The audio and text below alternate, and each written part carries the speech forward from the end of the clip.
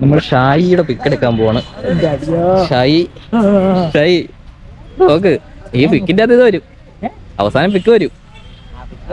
നോക്ക് ഗൈസ്, ഞങ്ങൾ ഫോട്ടോ എടുക്കാൻ പോകുന്നടാ.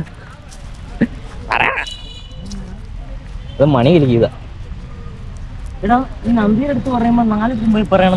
ഇല്ല, ഒരു നന്ദിയുടെ ഒരു ചെവി പറഞ്ഞാൽ മതി, ഒരു ചെവി പൊത്തിപ്പിടിക്കണം.